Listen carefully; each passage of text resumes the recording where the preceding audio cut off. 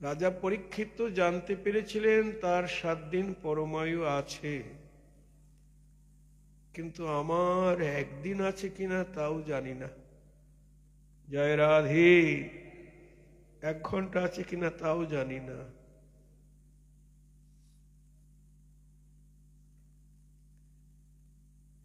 সাধু সাবধান। মহাজন পদাবলিতে বলছেন, মন বল রে গোবিন্দ নাম। মনকেই বলা হচ্ছে। আজি কালি করি তুমি যে বলিছ, তুমি বলছো আজ নয় কাল হরিভজন করব, কাল নয় পরশু করব, ছেলে মেয়ের বিয়েটা দিয়ে নি, তারপরে ফ্রি হয়ে হরিভজন করব। সে সময়টা পেলে তো? মহাজন মনশিক্ষায় বলছেন, আজি কালি করি তুমি যে বলিছ, কবে তোর ঘুচিবে কাম। তোমার সংসারের কাম কবে শেষ হবে?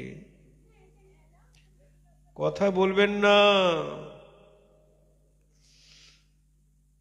সংসারের কাম কবে শেষ হবে?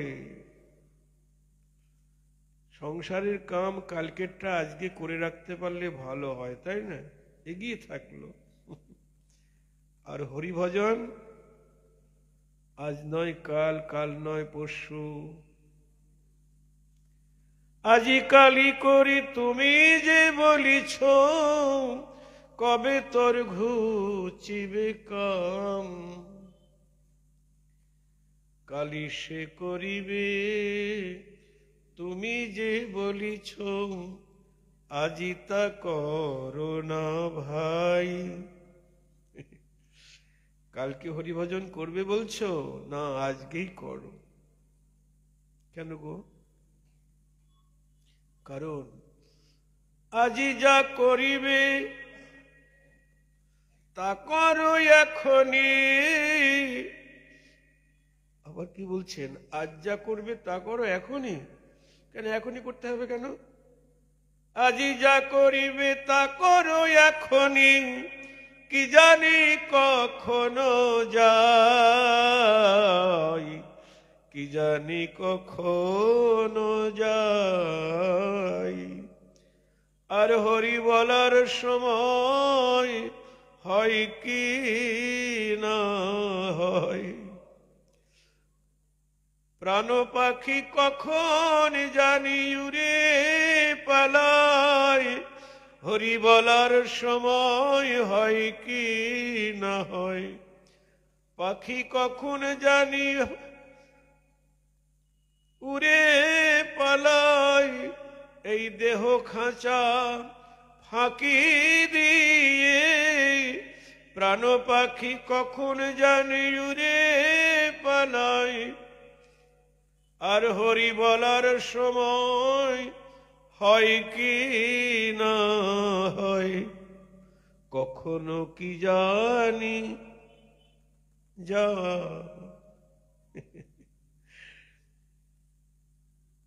বাড়ি থেকে এসেছি, আর বাড়ি ফিরে যেতে পারবো কিনা বিশ্বাস আছে? নাই। কাজে আর দেরি নয়, এখনই এখনই হরিভজন। একজন ফোন করছে, বাবা দীক্ষা নেওয়ার সময় দিনক্ষণ কবে আছে? দিনক্ষণ তো অনেক ভালো ভালো দিন আছে, কিন্তু ওই দিনের অপেক্ষায় থাকলে তার আগেই যদি চলে যায়, তাহলে বিনা দীক্ষায় তো চলে যেতে হবে। গুরুদেবের যখন সময় হবে তখনই দীক্ষা নিয়ে নিতে হবে। হ্যাঁ গো, হরিভজনের কোনো সময় নির্দিষ্ট নাই। খাইতে শুইতে যথা তথা নাম লয়, দেশকাল নিয়ম নাই সর্বসিদ্ধি হয়। সব ভালো দিন। স্থানেরও নিয়ম নাই, কালেরও নিয়ম নাই, পাত্রেরও অপেক্ষা নেই। খেতে খেতে হরিনাম করুন, শুতে শুতে করুন, পথ চলতে চলতে করুন, বাথরুম পায়খানায় বসেও হরিনাম করুন। বলছে খাইতে শুইতে যথা তথা। মহাপ্রভু দাঁত চিপে ধরে বাথরুমে গেছে, দাঁত চেপে রেখেছে। তো গোপাল গুরু ছোট্ট বালক, সে বলছে দাঁত চিপে রেখেছো কেন? যদি আমার মুখ দিয়ে হরিনাম বেরিয়ে যায়, আমি তখন অপবিত্র অবস্থায় আছি বাথরুমে।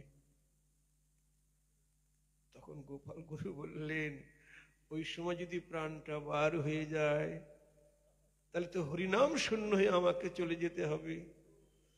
মহাপ্রভু বললেন, গোপাল তুমি আমার গুরু। নিতাই গৌর হরি বল। সেই থেকে গোপাল গুরু একটা আলাদা পরিবার হয়ে গেল। দেখেছেন, সবার কাছে আমাদের শিক্ষার আছে। ছোট বালক বলে অবজ্ঞা করলে হবে না।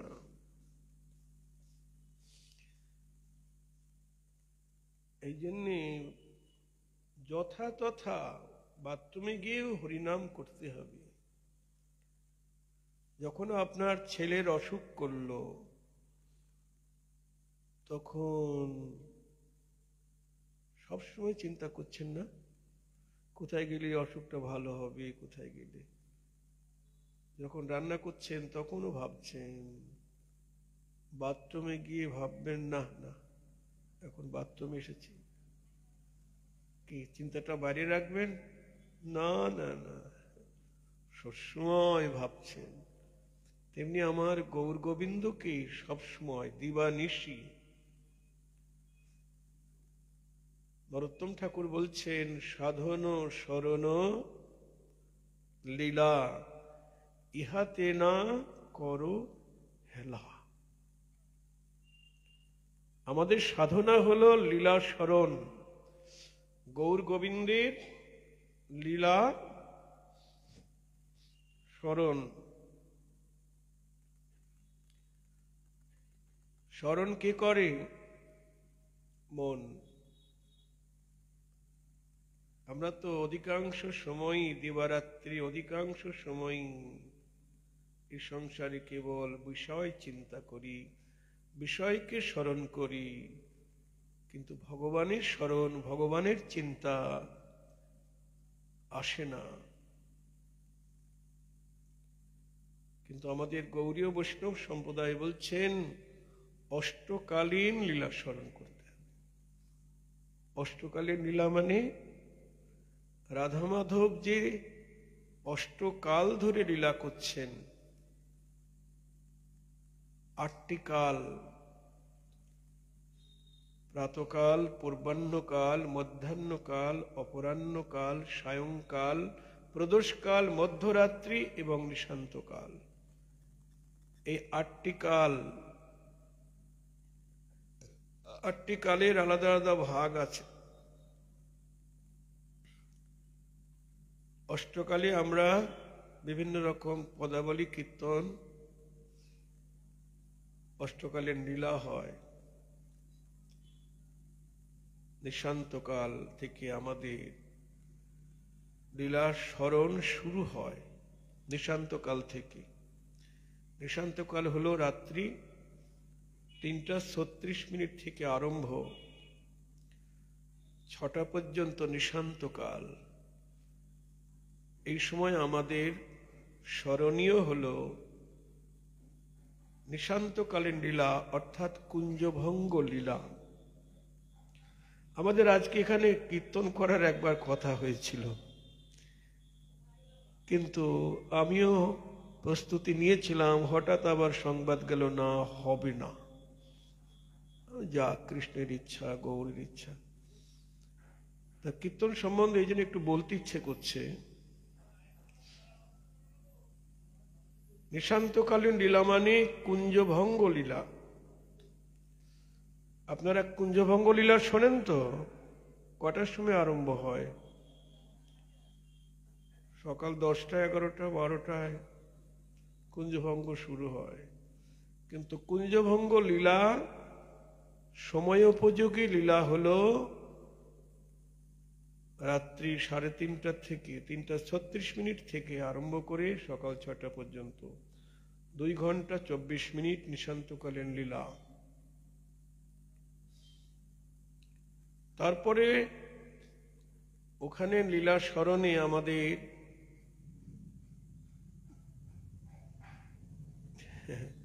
আমরা তো সবাই কীর্তন করছি, কিন্তু নিশান্তকালীন যে সমস্ত পদাবলী রয়েছে সেগুলো যদি সঠিকভাবে কীর্তন করা যায় তাহলে ওর মধ্যে আর অন্য কোনো গান, রবীন্দ্রসঙ্গীত বা এই সঙ্গীত সে সঙ্গীত এসব গাবার সময় পাওয়া যাবে না। ওই পদাবলী গেয়েই শেষ করা যাবে না। আগে গৌরলীলা স্মরণ, কুঞ্জভঙ্গের গৌরাঙ্গ লীলা বা গৌরচন্দ্রিকা, তারপরে বৃন্দাবনে কুঞ্জভঙ্গ লীলা, তারপরে হলো প্রাতলীলা। আর প্রাতলীলা মানে এখানেও জাগরণ আছে। প্রাতলীলায় জাগরণ। আপনারা ঠাকুরকে আমরা কয়বার জাগাই? এই সকাল 6টা কি 7টার সময় ঠাকুরকে জাগালাম। আমি ঘুম থেকে উঠছি সকাল 7টা 8টার সময়। যেগুলি বারোয়ারি সেবা আরম্ভ হয়েছে, রাধা গোবিন্দ নিতাই গৌরীর সেবা, সেখানে তো পুরোহিত মশাই আসেন সকাল 9টার সময়, এসে ঠাকুরকে জাগায়, একটু ফুল তুলসী দিয়ে একটু ভোগ দিয়ে বাস পুরোহিত চলে গেলেন। বড় বড় নাম করা গৌর গোবিন্দের প্রতিষ্ঠান, সেখানে এইভাবে সেবা চলে। ওই সকাল 9টায় একবার খেলো, আর দুপুরবেলা আর খাওয়া নাই, আবার সন্ধ্যাবেলায় আরতি করে একটু খাইয়ে দিয়ে ঘুম পাড়িয়ে দিয়ে চলে গেল, দুবার। কিন্তু আমাদের অষ্টকালীন সেবা এগুলি জানা দরকার। যারা সদ্গুরুর চরণ আশ্রয় করেছেন তারা জানবেন আমাদের অন্তত 5বার 6বার আমাদের সেবা দিতে হয়। নিশান্তকালে তখন রাধা মাধব ঘুমিয়ে আছেন। কোথায়? কুঞ্জে ঘুমিয়ে আছেন, নিকুঞ্জ নিভৃত কুঞ্জে ঘুমিয়ে আছেন। সেখানে আগে জাগাতে হবে। জাগানোর পরে তাদের হস্তমুখ প্রক্ষালন করে, তাদের বেশভূষা পরিবর্তন করে তারপরে আরতি করতে হবে এবং মাখন মিশ্রি ইত্যাদির সেবা দিতে হবে। দিয়ে তারপরে রাধা মাধবকে যার যার বাড়িতে পাঠাতে হবে। জয় রাধে। গোবিন্দ নন্দালয়ে গিয়ে ঘুমালেন, রাধারানী সখীগণ সঙ্গে। এবার কখনো যাবটে কখনো বর্ষানায় এসে ঘুমালেন। 6টা পর্যন্ত ঘুমিয়ে থাকবেন, তারপরে আবার জাগরণ। নন্দালয়ে গোবিন্দকে জাগানো আর যাবটে রাধারানীকে জাগাতে হবে। শুরু হলো জাগরণ এবং রসদগার লীলা। শুধু রসদগার নয়, সেই সঙ্গে আরো আছে। রাধারানী নন্দালয়ে গিয়ে গোবিন্দের জন্য রান্না করবেন, গোবিন্দকে সেবা দিবেন, তারপরে নিজে প্রসাদ পাবেন। পাওয়ার পরে আবার ফুলবনে যাবে, ওখানে অশোকানন্দ কুঞ্জে রাধারানী যাবেন, গোবিন্দ সেখানে মিলিত হবেন। তারপরে গুপ্তকুণ্ডে সেখানে যোগপীঠ শুরু হবে। যোগপীঠে সাধক সাধিকা পূজা করবেন, যোগপীঠ পূজা। এটা হলো প্রাতলীলা। তারপরে গোবিন্দ যাবেন গোষ্ঠে, এটা হলো পূর্বাহ্ন লীলা। তারপরে সূর্য পূজা, মধ্যাহ্নকালীন লীলা। এইভাবে অপরাহ্ন লীলা মানে উত্তর গোষ্ঠ, সায়ংকাল, প্রদোষকাল কৃষ্ণের রূপানুরাগ, রাধারানী বর্ণনা করছেন রূপের প্রতি তার যে অনুরাগ। তারপরে অভিসার করে মধ্যরাত্রিতে রাসলীলা দেখলেন, রাসলীলায় শয়ন করলেন, আবার নিশান্ত লীলা কুঞ্জভঙ্গ শুরু হয়। এইভাবে অষ্টকালীন লীলা যদি সাধক স্মরণ করে তো তার তো ঘুমানোরই সময় নাই। জয় রাধে। রঘুনাথ দাস গোস্বামী 24 ঘন্টার মধ্যে 22.5 ঘন্টা তিনি লীলা স্মরণ করেন, ভজন করেন। আর আহার নিদ্রার জন্য মাত্র কতটা গো? 22.5 ঘন্টা। বাকি থাকলো কত? 24 ঘন্টার মধ্যে 1.5 ঘন্টা। এই 1.5 ঘন্টা আহার নিদ্রায় রাখেন, তাও কখনো ভজনের আবেশে সেটুকু বিশ্রাম হয় না। শুয়ে থাকে, স্বপ্নে রাধা কৃষ্ণ দেখে। নিতাই গৌর হরিব। বলুন, সাধন শরণ লীলা।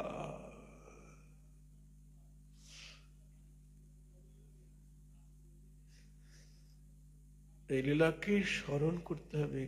কি করবে? মন। প্রশ্ন হতে পারে, আমাদের তো সংসার আছে, ছেলে মেয়ের চিন্তা করতে হয় না, ব্যবসা বাণিজ্যের চিন্তা করতে হয় না, সবসময় কৃষ্ণের চিন্তা করব, সময় কোথায়? তাই না? আপনি নাই বাবাজি হয়েছেন, আপনি করতে পারেন, কিন্তু আমাদের সংসার আছে। মহাপ্রভু রূপ সনাতনকে বললেন, যখন রূপ সনাতন রামকেলি থেকে মহাপ্রভুকে চিঠি লিখলেন যে প্রভু, আমরা 2 পতিত পড়ে আছি নবাব হোসেন শাহের অধীনে, কত পাপ কর্ম করছি, এই 2 পতিতকে তুমি উদ্ধার করো। মহাপ্রভু চিঠির উত্তর দিলেন, রাজকার্য করছো করো, কিন্তু মনটা রাজকার্যে দিও না। মনটা কোথায় রাখবে? গোবিন্দের চরণে। নিতাই গৌর হরি বল। যদি বলো মনোযোগ না দিলে কি রাজকার্য করব কি করে? মনোযোগ না দিলে কোনো কাজ হয় গো? সব মনোযোগ দিয়ে করতে হয়। তাহলে মন রাজকার্যে রাখবো না, গোবিন্দের প্রতি রাখবো। মহাপ্রভু একটা দৃষ্টান্ত দিয়ে বললেন, আচ্ছা, একজন পরপুরুষে আসক্ত রমণী সংসারে কাম কাজ করে তো, হ্যাঁ, ছেলে মেয়ের যত্ন করে, স্বামীর সেবা করে, রান্না বাড়ি ঘর গোছানো সবই করে, কিন্তু মন কি তার স্বামীর প্রতি আছে, না ছেলে মেয়ের প্রতি আছে, না রান্নায় মন আছে? রান্না করছে, মন রয়েছে সেখানে, স্বামীর সেবা করছে, মন রয়েছে সেখানে। এমন ভাবে করছে সংসারের কামগুলি, মনে হচ্ছে খুব মনোযোগ দিয়ে করছে, কিন্তু মন নেই ওখানে। শুধু রূপ সনাতনকে বলছেন না মহাপ্রভু, আমাদের সবাইকে এই উপদেশ দিচ্ছেন যে আমাদের সংসারে থাকতে হবে, সবার প্রতি দায়িত্ব কর্তব্য যতটুকু পারা যায় করতে হবে, কিন্তু মন কাউকে দেয়া যাবে না। মন যেন থাকে শ্রী গোবিন্দের প্রতি, বলি গোবিন্দ ছাড়া আর কেহ নাই। মন যেন থাকে শ্রী গোবিন্দের প্রতি, গোবিন্দ ছাড়া আর কেহ নাই। এমন অন্য কাউকে দিও না গো, গোবিন্দ ছাড়া আর কেহ নাই। মন যেন থাকে গোবিন্দের প্রতি। মন কাউকে দেয়া যাবে না। আমরা তো মন দিয়ে দিচ্ছি, তাই দুঃখ পাচ্ছি। এই সংসারে তো কেউ কোনোদিন আমাদের ছিলও না আর থাকবেও না। সবসময় ভাবতে হবে এরা আমার কেউ না। আপনারা হয়তো আমাকে গালি দিবেন, বাবাজি কি সব অলক্ষণী কথা বলছেন, আমার ছেলে, আমার মেয়ে, আমার স্বামী, আমার স্ত্রী, এরা আমার কেউ না। না না, কত গান আমরা শুনি, বাউল গান, কত গান, সব জায়গায় তো বলছে 2-4 দিনের দেখাশোনা, পথের পরিচয়, তাই না? আমরা ট্রেনে পথের যাত্রী, ট্রেনে বাসে যেমন আলাপ হয়, বন্ধু জোগাড় হয়, চা খায়, চা খাওয়াই, তারপর যার স্টেশন যখন এসে যায়, দাদা আসি, দিদি আসি, হ্যাঁ চলে যাচ্ছেন, হ্যাঁ আমার স্টেশন এসে গেছে। তেমনি আমাদের পথের পরিচয়, যার যখন সময় হয়ে যাবে, স্টেশন এসে যাবে, নেমে চলে যাবে। এরকম সংসার কত জন্ম, অনন্ত জন্ম পেতেছি। যখন শিয়াল কুকুর ছিলাম তখন কতগুলি পোলাপান হয়েছে, জয় রাধে। যখন শুকর ছিলাম, আমার কথাই বলছি, কতগুলি বাচ্চা হয়েছে। যখন পাখি ছিলাম তখন কত যত্ন করে বাসা বেঁধেছি, ডিম পেড়েছি, মুখে করে এনে তাদেরকে খাইয়েছি, পাখা গজিয়েছে, উড়ে চলে গেছে, আর সম্বন্ধ নাই। এই সংসার, এইভাবে অনন্ত জন্মর সংসার পেতেছি, কিন্তু অনুভব নাই।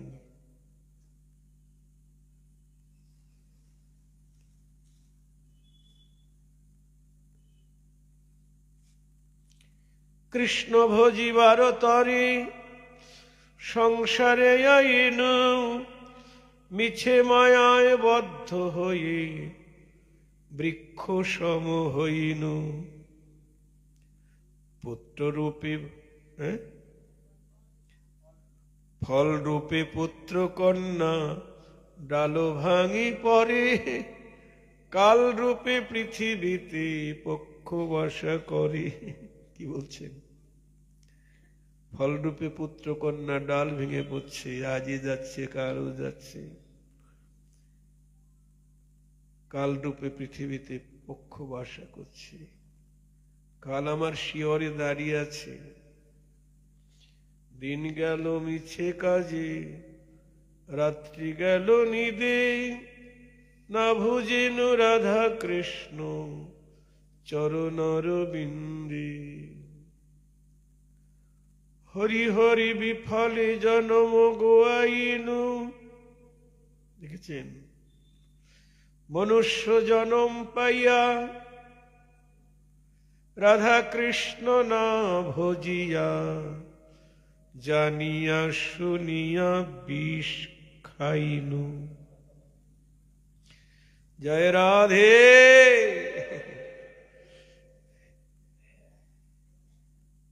বিষয় বিষ, তা সত্ত্বেও জেনে শুনে ওইটাই খাচ্ছে।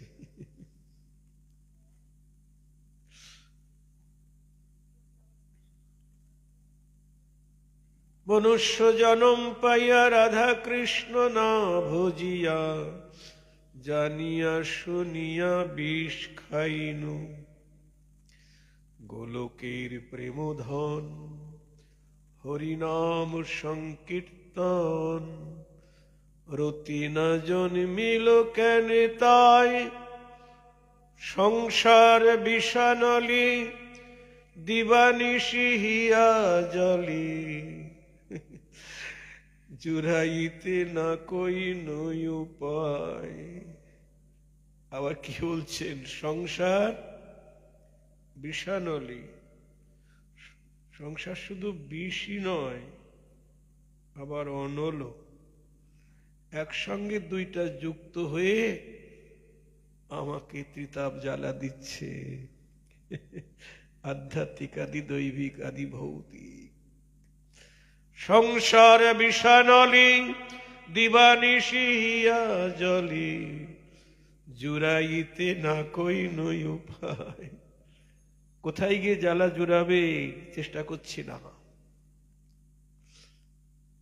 3 রাতের মেলা দিলে জোড়াবে? 33 কোটি দেবতার পূজা করলেও এই জ্বালা জুড়াবে না। সারা বিশ্বের চন্দন কানিতে ঘি ঢেলে যজ্ঞ করুন, কিচ্ছু হবে না, জুড়াবে না। কিসে জুড়াবে? গোলকের প্রেমধন হরিনাম সংকীর্তন। নিতাই গৌর হরি বল। হ্যাঁ গো, একমাত্র হরিনামের মধ্যে প্রেম আছে, নামের মধ্যে নামই আছে। জ্বালা জোড়াবার মহান উপায় আর কি? কৃষ্ণ ভুলি জীবন আদি বহির্মুখ, তে কারণে মায়া তারে দেয় সংসার দুঃখ। কৃষ্ণকে ভুলে যাবার জন্যেই তেতাব জ্বালা। এবার যদি একটু আমরা কৃষ্ণ উন্মুখ হয়ে যাই, কৃষ্ণের দিকে মুখ ফিরিয়ে আছি, বিমুখ মানে মুখ ফিরিয়ে থাকা। এবার যদি মুখটা ঘুরিয়ে নিই, অ্যাবাউট টার্ন হয়ে যাই, তাই না? মুখটা ফেরালেই হয়ে গেল, ব্যাস। আমার পিছে দাঁড়িয়ে আছে তো সব সময়, এখানেই আছে। এখানে আমি আছি, এই আমি আর এই কৃষ্ণ। কৃষ্ণ ভুলি জীব অনাদি বহির্মুখ। অনাদি মানে অনন্ত জন্ম, অনন্ত কাল কৃষ্ণের দিক থেকে মুখ ফিরিয়ে আছি, আর কৃষ্ণ আমার দিকে তাকিয়ে আছেন। একই ঘরে বাস করছি দুইজন, তার সঙ্গে আমার দেখা নাই। দেখেছেন? কৃষ্ণ ভুলি জীব অনাদি বহির্মুখ, অনন্ত জন্ম অনন্ত কাল বিমুখ হয়ে আছি, তার দিক থেকে মুখ ফিরিয়ে আছি, কিন্তু সে আমার দিক থেকে মুখ ফিরায়নি।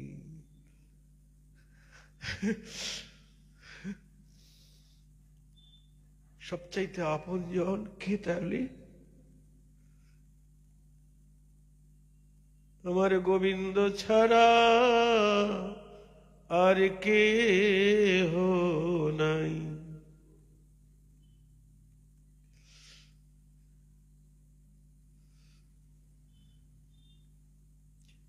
শুধু এ জন্মে নয়, জন্মে জন্মে গোবিন্দ ছাড়া আর কেহ নাই। শুধু এ জন্মে নয়, জন্মে জন্মে, তাই ভজ ভজ আমার গোবিন্দ ভজ। গোবিন্দ ছাড়া আর কেহ নাই।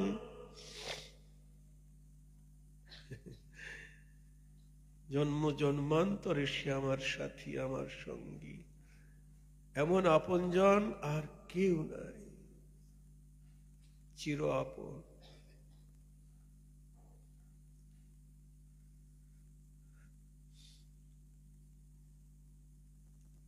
তাই আমাদের সংসারে থাকতে হবে,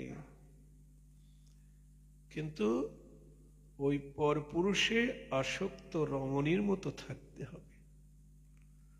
সবসময় ভাবতে হবে, সদা সর্বক্ষণ ভাবতে হবে, এর আমার কেউ না।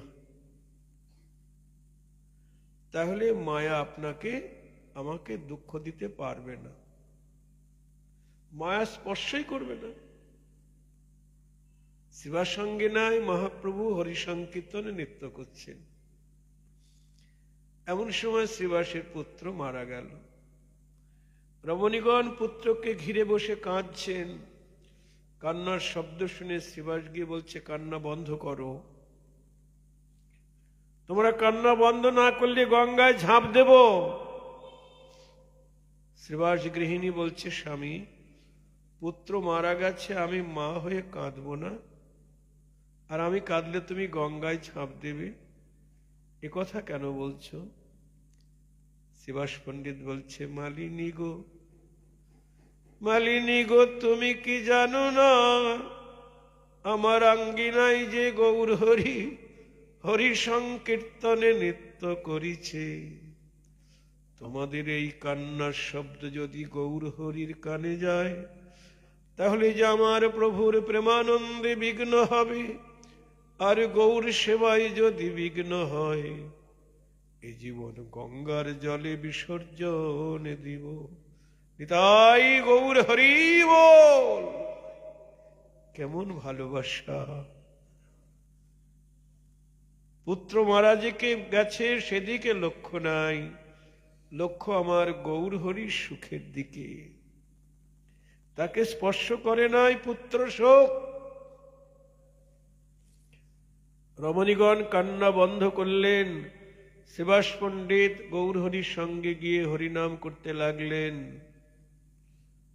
অন্তর্যামী গৌর হরি অন্তরে সব জানতে পারলেন। হঠাৎ নৃত্যে ভঙ্গ দিয়ে বলছে, শ্রীবাস, আমি আগের মতো আনন্দ পাচ্ছি না, তোমার ঘরে কোনো অমঙ্গল হয়নি তো? শ্রীবাস পণ্ডিত করজোরে বলছেন, গৌর হরি, আমার ঘরে অমঙ্গল কি করে আসবে বলো তো? যার নাম স্মরণে জগতের সকল অমঙ্গল পালিয়ে যায়, সেই সর্বমঙ্গলময় গৌর হরি সপার্ষদে যার আঙ্গিনায় বিলাস করে, তার ঘরে কি কোনো অমঙ্গলে আসতে পারে?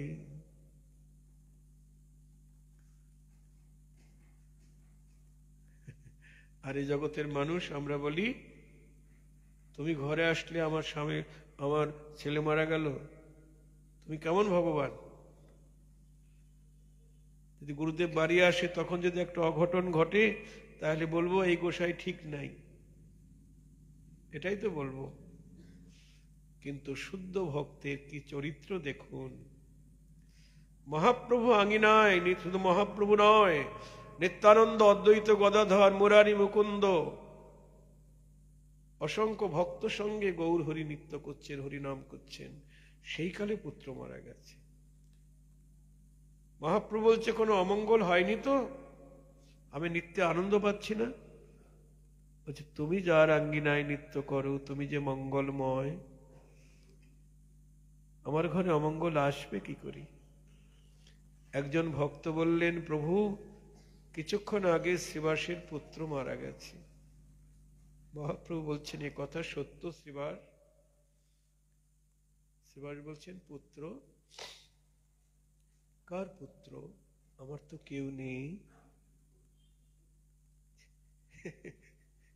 জয় রাধে। তুমি ছাড়াই আমার আর কেহ নাই। ওহে পতিত পাবন গৌর হরি, তুমি ছাড়াই আমার আর কেহ নাই। ওহে কাঙালির ঠাকুর গৌর হরি, তুমি ছাড়াই আমার আর কেহ নাই। তুমি আমার মাতা পিতা, আমার পুত্র স্বামী, তুমি ছাড়াই আমার আর কেহ নাই। তুমি মাতা পিতা পুত্র স্বামী, শুধু এ জন্মে নয়, জন্মে জন্মে তুমি মাতা পিতা পুত্র স্বামী, তুমি ছাড়াই আমার আর কেহ নাই। দেখুন, আমরাও সংসার করছি, আর শ্রীবাস পণ্ডিত সংসার করছেন। আর কি মহাপ্রভু থাকতে পারি? দুটি বাহু প্রসারিত করে শ্রীবাসকে আপন বুকে জড়িয়ে ধরে নয়নের জলে তাকে স্নান করিয়ে দিলেন। মহাপ্রভু তাকে স্নান করিয়ে দিলেন চোখের জলে। প্রভু বলছেন, শ্রীবাস, আমার প্রতি তোমার এত অনুরাগ, এত ভালোবাসা, তোমার পুত্র শোক তোমায় স্পর্শ করতে পারেনি, ধন্য তুমি। নিতাই গৌর হরি বল। মহাপ্রভু এবার শ্রীবাসের পুত্রের কাছে গেলেন, মৃত পুত্রের হাত ধরে টেনে বসালেন, বসিয়ে বলছেন, এই মাতা পিতা সবাইকে ছেড়ে চলে যাচ্ছিস কেন? শ্রীবাস পুত্র বলছেন, মাতা পিতা? কে কার মাতা পিতা, কে কার পুত্র? গৌরহরি, তুমি তো আমার সব। দেখুন, পিতা যে কথা বললেন পুত্র একই কথা বলছেন। এসব চৈতন্য ভাগবতীর কথা। আপনারা সবাই ঘরে চৈতন্য ভাগবত রাখবেন, বাংলা পয়ের ছন্দে লেখা। লেখাপড়া যারা কম জানে তারাও বুঝবেন চৈতন্য লীলা, গৌরাঙ্গ লীলা, চৈতন্য ভাগবতী। যেমন বৃন্দাবন কৃষ্ণ লীলা শ্রীমৎ ভাগবতী, তেমনি চৈতন্য লীলা চৈতন্য ভাগবতী। চৈতন্য চরিতামৃতও আছে, কিন্তু অধিকাংশ লীলা চৈতন্য ভাগবতী। চৈতন্য লীলার ব্যাস বৃন্দাবন দাস, কৃষ্ণদাস কবিরাজ গোস্বামী লিখেছেন। জগৎ শিক্ষার জন্য মহাপ্রভুর এই অপ্রাকৃত লীলা। এ সংসারে যে কেউ কারো নয়, এটা জগৎকে জানাবার জন্যই মহাপ্রভুর এই লীলা। মহাপ্রভুর ইঙ্গিত হলো শ্রীবাস পুত্র আবার চলে গেল।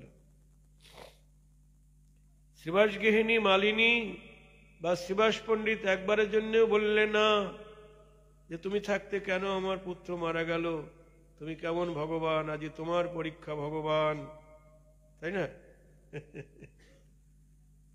তারকনাথ সিনেমার মধ্যে বাঁক কাঁদি করে যাচ্ছে তারকেশ্বরে, আর গাইছে না, আজ তোমার পরীক্ষা ভগবান। কিন্তু শুদ্ধ ভক্ত কখনো ভগবানের পরীক্ষা নেয় না। একবারের জন্য বললেন না শ্রীবাস পণ্ডিত তার পত্নী যে আমার পুত্রকে ফিরিয়ে দাও। কেন গো? যাকে ভালোবাসা যায় তার কাছে কিছু চাইতে নাই, চাটাই কাম আর দেওয়াটাই প্রেম। চাওয়াটাই কাম, দেওয়াটাই প্রেম। তবে একেবারে কিছু চাওয়া, যদি কৃষ্ণ প্রেম কৃষ্ণ ভক্তি চাওয়া যায়, ওটা কামের মধ্যে পড়ে না। এই শিবাসঙ্গ নিয়ে মহাপ্রভু ঈশ্বর ভাবে আবিষ্ট হয়ে সবাইকে বরদান করেছিলেন। এটাও চৈতন্য ভাগবতের লীলা। প্রতিদিনই হরি সংকীর্তনে নৃত্য করেন। তা সেদিন হরি সংকীর্তনে নৃত্য করতে করতে মহাপ্রভু ঈশ্বর ভাবে আবিষ্ট হলেন। শ্রীবাসের বিষ্ণুর সিংহাসনে গিয়ে বসলেন, বসে বলছে, এই শ্রীবাসিয়া, আমার অভিষেক কর, আমাকে দেখ। মুই সেই কৃষ্ণ, মুই সেই বিষ্ণু, মুই সেই নৃসিংহ, মুই সেই বামন, মুই সেই রাম, মুই সেই নারায়ণ। এই বলে যারা শ্রীবাস অঙ্গনে এসেছেন সবাইকে নিজের স্বরূপ দেখাচ্ছেন। যে যেভাবের ভক্ত তাকে সেই রূপ দর্শন করাচ্ছেন। শ্রীবাসকে ডেকে বলছে, শ্রীবাস, আমাকে চিনতে পারছিস? তুই আমার জন্মে জন্মের ভৃত্য, আমি তোর জন্মে জন্মের প্রভু, আমাকে দেখ। শ্রীবাস পণ্ডিত তখন দেখতে পেলেন শঙ্খ চক্র গদা পদ্মধারী চতুর্ভুজ নারায়ণকে। যখনই নারায়ণ রূপ দর্শন করলেন তখন শ্রীবাস পণ্ডিতের নারদের আবেশ হল। জয় রাধে। অর্থাৎ যিনি পূর্বলীলায় দেবর্ষী নারদ, তিনি কলিযুগে শ্রীবাস পণ্ডিত হয়ে এসেছেন। তাই মহাপ্রভু তাকে চতুর্ভুজ নারায়ণ রূপ দর্শন করালেন। বলছে, আমাকে চিনতে পাচ্ছিস? আমি তোর প্রভু, তুই আমার ভৃত্য। দেবর্ষি নারদের আবেশে শ্রীবাস পণ্ডিত বলছে, হ্যাঁ প্রভু, তুমি আমার ইষ্ট, আমি তো বিনা যন্ত্রে তোমার গুণগান গাই। এরপরে আর একজন ভক্ত মুরারি গুপ্ত, যার সঙ্গে মহাপ্রভু একসঙ্গে পড়াশোনা করেছেন, তাকে বলছে, এই মুরারি, আমাকে দেখ, তোর প্রভু আমি, তুই আমার ভৃত্য। মুরারি গুপ্ত তখন কি দেখছেন? নবোদ্বাদল শ্যাম, সেই রামচন্দ্রের রূপ, ধনুর্বাণ হস্তে রামচন্দ্র, বামে দানকী, দক্ষিণে লক্ষণ। তখন ওই রূপ দর্শন করে মুরারিগুপ্ত হনুমানের আবেশে বিভোর হলেন। বলছে, হ্যাঁ তুমি তো আমার প্রভু শ্রীরামচন্দ্র। স্তুতি করতে লাগলেন হনুমান আবেশে মুরারিগুপ্ত। অদ্যাবধি সেই লীলা করে গোরা রায়, কোন কোন ভাগ্যবাণী দেখিবারে পায়। আজ শিবাসঙ্গনে যারা এসেছেন তারা মহাভাগ্যবান। হ্যাগো, যারা আমার গৌরকে ভালোবাসে না, তাদের মতো দুর্ভাগ্য জগতে আর কারো নাই। নিতাই গৌর হরি বল। সর্ব অবতারীর অবতারী, সকল ভগবানের ভগবান, প্রেম পুরুষোত্তম আমার গৌর হরি। আমাদেরই ঘরের ছেলে, আমাদেরই পাড়ার ছেলে, বাঙালির ঘরে জন্মেছেন। বাঙালির হিয়া অমৃত মথিয়া, নিমাই ধরেছে কায়া। তা ঘরের ছেলেকে আমরা যদি ভালো না বাসি, না চিনি, তাকে আদর না করি, তাহলে আমাদের মনুষ্য জন্ম বিফলে যাবে। তা মহাজন বলছেন, এমন গৌরকে যারা ভালোবাসে না, তাদের জন্ম বিফল। এরপর মহাপ্রভু অদ্বৈত আচার্যকে ডাকলেন, এই নারা। অদ্বৈতকে নারা বলে ডাকছেন কেন গো? মানে উনি নারা দিয়ে এনেছেন তো।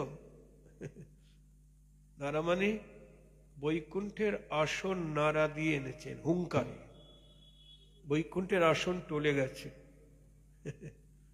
একটা বৈষ্ণব পদাবলিতে আছে, শান্তিপুরে বুড়ামালি, বৈকুণ্ঠের বাগান খালি, করিয়া নিল এক চারা, নিতাই মালিরে পাইয়া, চারা তারো হাতে দিয়া, যতনের পিতে কইল নারা। এই দেখো নারা, মহাপ্রভু বারবার নারা বলে সম্বোধন করেছেন অদ্বৈতকে, এই নারা।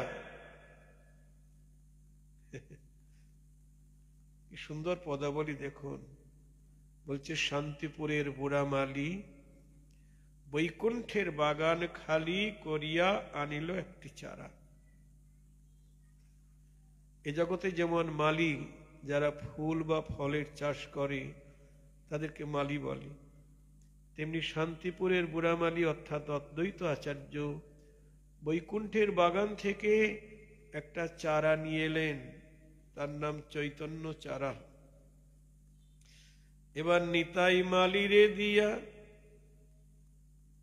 চারা তারও হাতে দিয়া, নিতাই মালিরে পাইয়া, চারা তার হাতে দিয়া, যতনেরও পিতে কইল নারা। নিতাই মালিকে বলছেন, রোপণ করো। চারা হাতে দিয়ে বলে, রোপণ করো। উত্তম স্থানে চারা রোপণ করো। হে নিতাই মালি, এই চৈতন্য চারাটা তুমি উত্তম স্থানে রোপণ করো, যতনে রোপিতে কইল নারা। এবার নিতাই মালি ভাবলেন, চৈতন্য চারা তো যেখানে সেখানে রোপণ করলে হবে না, ভালো জায়গায় রোপণ করতে হবে। ভালো জায়গাটা কোথায়? বলি নদিয়ায় উত্তম স্থান, তাহাতে করিয়াই উদ্যান। নিতাই গৌর হরি বল। নদিয়ায় উত্তম স্থান, তাহাতে করিয়াই উদ্যান। যতনে রোপিল তরুমালি, বলি রোপণ করিল শচীমায়ের আঙিনাতে। চারা রোপণ করিল শচীমায়ের আঙিনাতে। নদিয়ায় নবদ্বীপে আমার শচীমায়ের আঙিনাতে চারা রোপণ করিল, যতনে রোপিল তরুমালি। এবার চারা রোপণ করলেই তো হবে না, যত্ন করতে হবে, জল ঢালতে হবে, তাহলে চারা বাড়বে কি করে? নিতাই মালি কি করলেন? এবার জল ঢালতে লাগলেন। বলি বারে তরু দিনে দিনে কি জল ঢালতে লাগলেন? শ্রবণ আর কীর্তন জল।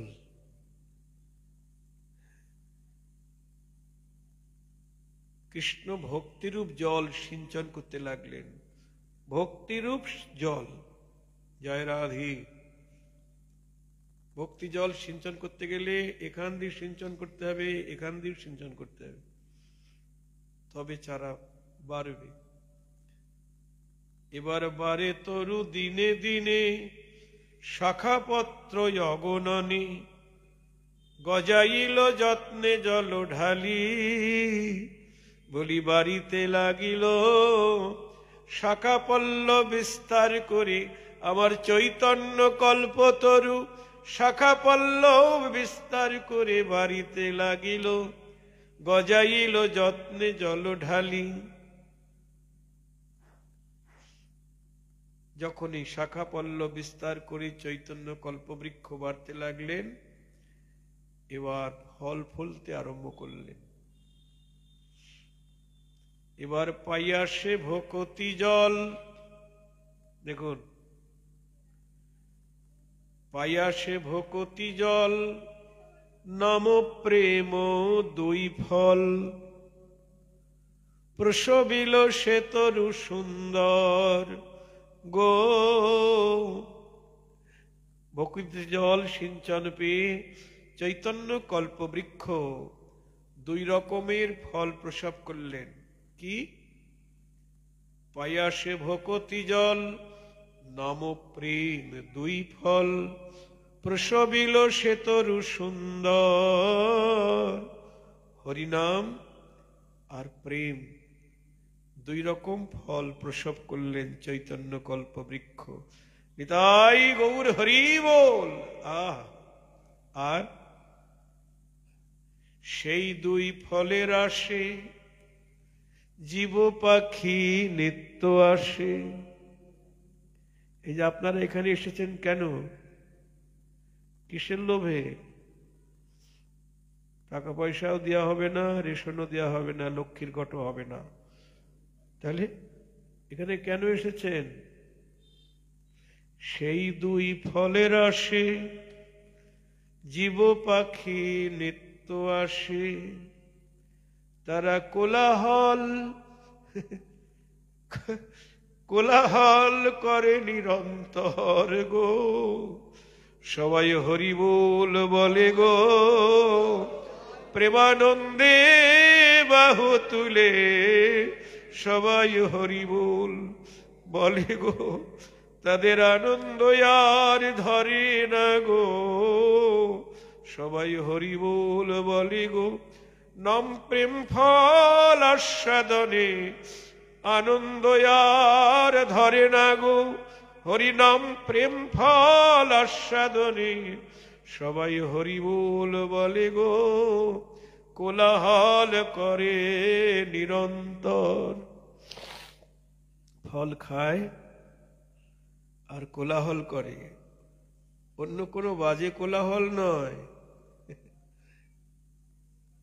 হরিনামের ধ্বনি, হুলুধ্বনি। জোরে হুলুধ্বনি দেন একটা। তাই গৌর হরি বল, হরি বল।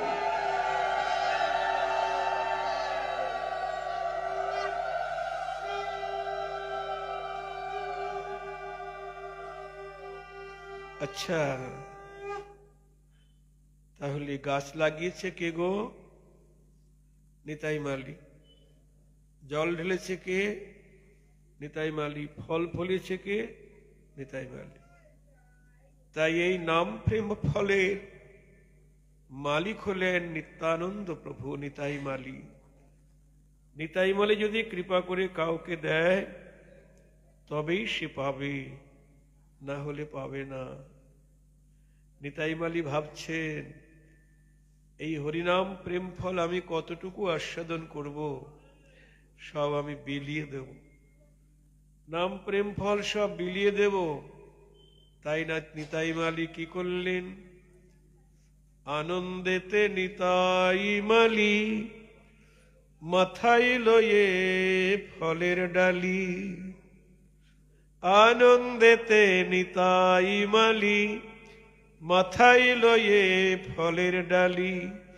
বলি দুই ফল সবারে বিলায় গো, দুই ফল সবারে বিলায়।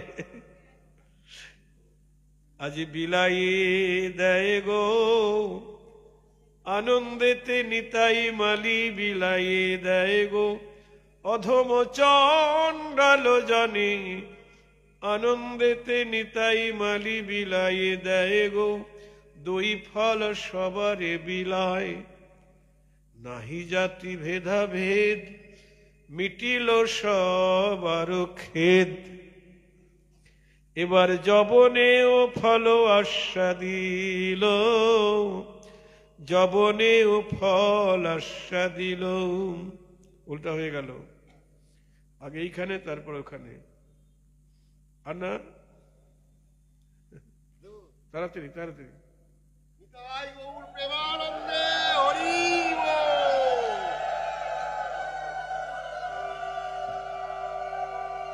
এবার যবনেও ফল আস্বাদিল, বলি কারো বাকি রাখলো না।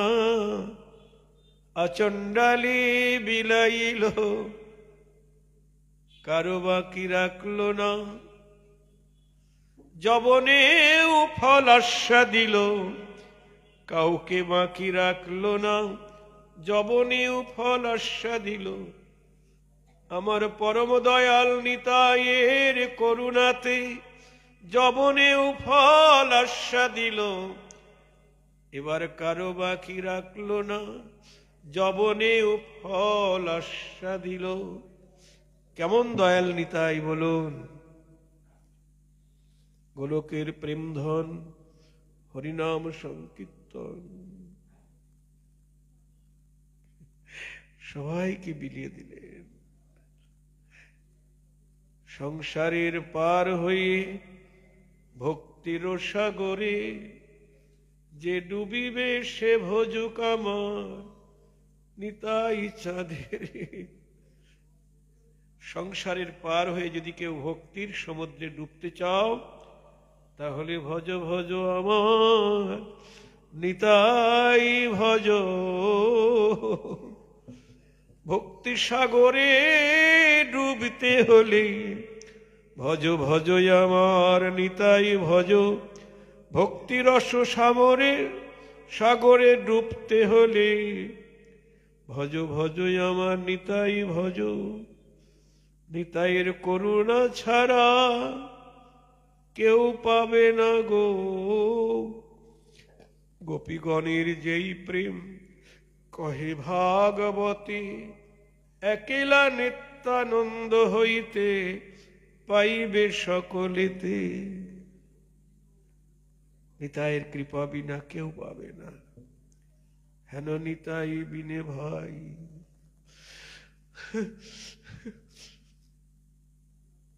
হেন নিতাই বিনে ভাই রাধা কৃষ্ণ পাইতে নয়, দৃঢ় করি ধর নিতাইর পায়। নিতাই গৌর হরি বল।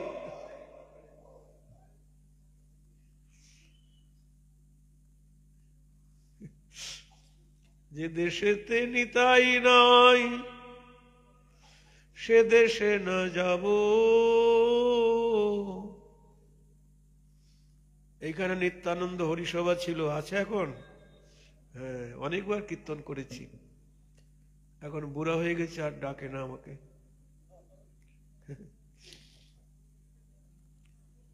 নিত্যানন্দ হরিসভা, বাহ। যে দেশেতে নিতাই নাই, সে দেশে না যাব। নিতাই বিমুখ জনার মুখ না দেখিব। কিরকম অনুরাগ! যে দেশে নিতাই নাই, আমার নিতাইকে যে জন ভালোবাসে না, তার মুখ না দেখিব। অনুরাগ থাকা চাই।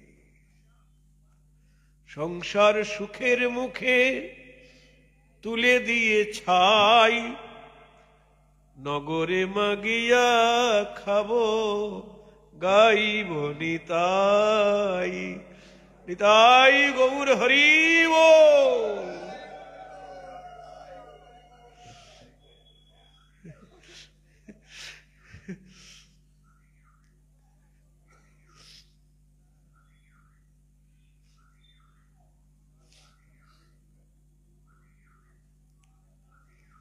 মরতি কর্ম ফেরে না চিনিনু সে তরুরে, না ভজিনু সে মালি দয়াল।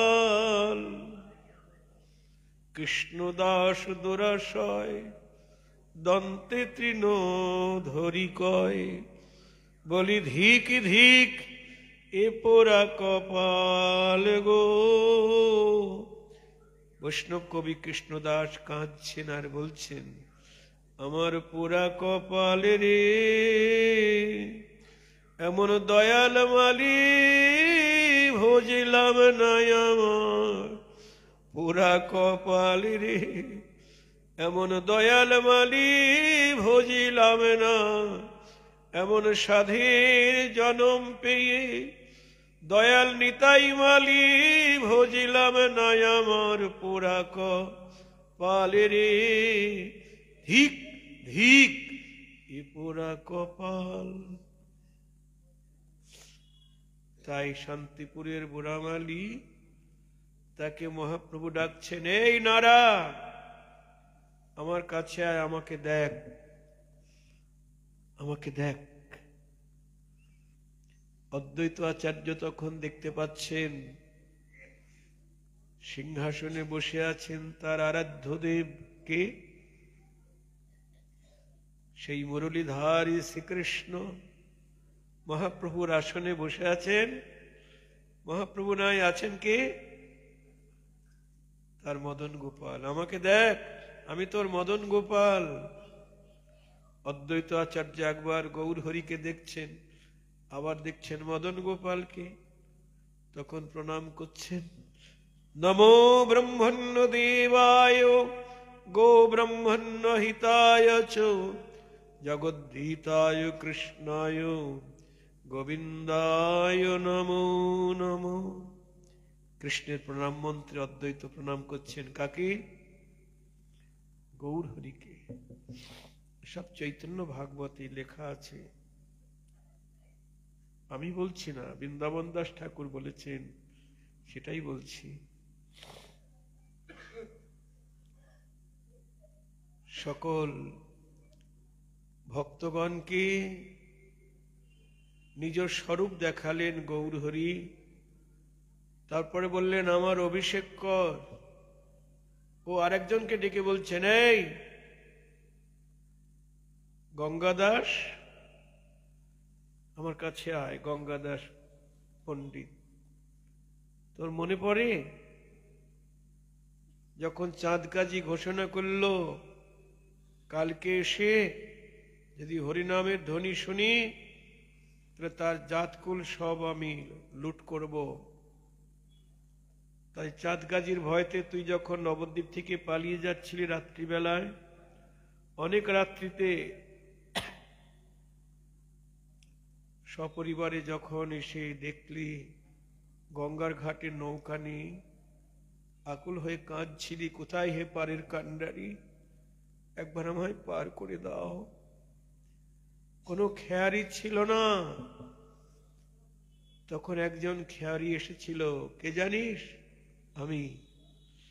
আমি সেদিন খেয়ারির রূপ ধরে নৌকা নিয়ে এসে তোকে বললাম কি ওপারে যাবে? বলছে হ্যাঁ। তাহলে করি কি লাগবে জানো? বলছে হে নাবিক, আমার সর্বস্ব তোমায় দিলাম, তুমি আমায় পার করে দাও। কি বলেছিলি? সেদিন আমি তোকে গঙ্গা পার করে দিয়েছিলাম। নিতাই গৌর হরি বল।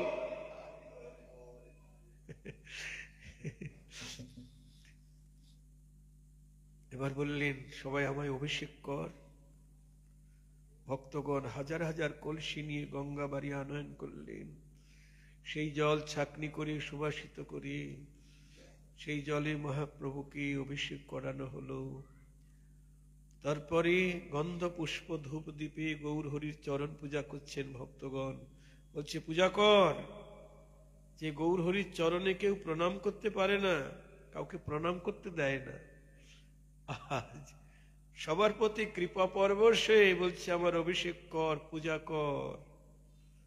সবাই পূজা করছেন, পুষ্পাঞ্জলি দিচ্ছেন। এবার হাত পেতে বলছেন দেবতাকে শুধু পূজা করলেই হয়? হ্যাঁ, তাকে ভোগ দিতে হয় না? দাও। গৌর হরি হাত পাচ্ছেন।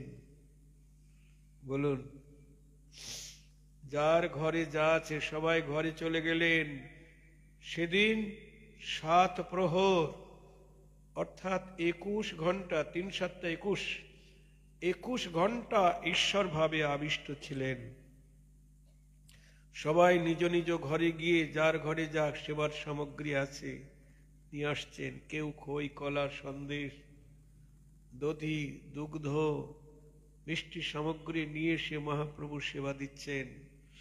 মহাপ্রভু ভোজন করছেন, দিচ্ছেন আর সব ভোজন করছেন। ঈশ্বর ভাবে আবিষ্ট তো সবার দ্রব্য ভোজন করছেন। অনেকে জল যোগাচ্ছেন, গদাধর পণ্ডিত শুধু তাম্বুল যোগাচ্ছেন, ভোজন করেই যাচ্ছে। কাউকে বঞ্চিত করবে না, ওরটা খেলো আমারটা খেলো না, না না না। নিতাই গৌর হরি বল। আহা,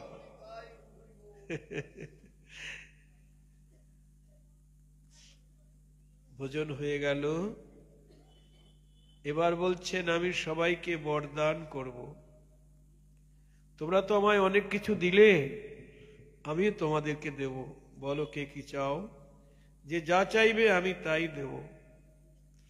ভক্তগণ তখন গৌরহরির কাছে চাইছেন। কি চাইছেন? এই দেখুন, আমি বলেছি আপনাদের কাছে চাওয়াটাই হলো কাম আর দেওয়াটাই প্রেম। কিন্তু তাহলে ভক্তরা কি চাইবেন না চাইবেন না? চাইবে না চাইবে না? চাইবে। প্রহ্লাদকে যেমন নরসিংহদেব বলেছিলেন, প্রহ্লাদ তুমি আমার দেখা পেলে আমার কাছে বর চাও। প্রহ্লাদ বললেন না, আমার কিছু দরকার নেই। না, কিছু একটা চাও। তখন প্রহ্লাদ দ্বিজন কৃষ্ণ ভজে শিবর চতুর, তখন বললেন তুমি আমাকে এই বর দাও যেন কোনোদিন আমি তোমার কাছে কিচ্ছু না চাই। জয় রাধে। কিরকম ব্যাপার! তার মানে গোবিন্দ চরণ পেলে তো আর তো কিছু পাওয়ার বাকি থাকে না। আজকে গৌর ভক্ত চাইছেন, কি চাইছেন? সবাই চাইছেন গৌর হরি এই কৃপা করো, জন্ম জন্মান্তরে যেন তোমার চরণে আমার অহিতুকি রতিমতি ভক্তি থাকে। যেমন স্বয়ং মহাপ্রভু কৃষ্ণের চরণে কামনা করেছেন কি? ন ধনং ন জনং ন সুন্দরী কবিতাং জগদীশ কাময়ী মম জন্ম জন্ম নিঃস্বরী ভবতাদ ভক্তি রহিত কিতই। হে কৃষ্ণ, আমি তোমার চরণে কিচ্ছু চাই না, ধন জন নাহি মাগি, কবিতা সুন্দরী, শুদ্ধ ভক্তি কৃষ্ণ মোরে দেহ কৃপা করি। তোমার চরণে যেন আমার মতি থাকে, শুধু এ জন্মে নয় জনমে জনমে, চরণে যেন আমার মতি থাকে। আমি তোমায় যেন ভুলি না গো, চরণে যেন মতি থাকে। হ্যাঁ গো, শুদ্ধ ভক্ত যারা, তারা ধন চায় না, জন চায় না, পুত্র চায় না, পরিজন চায় না, কবিত্ব শক্তি চায় না, কিচ্ছু না, শুধু রতিমতি ভক্তি। এই সবাই চেয়ে নিচ্ছেন।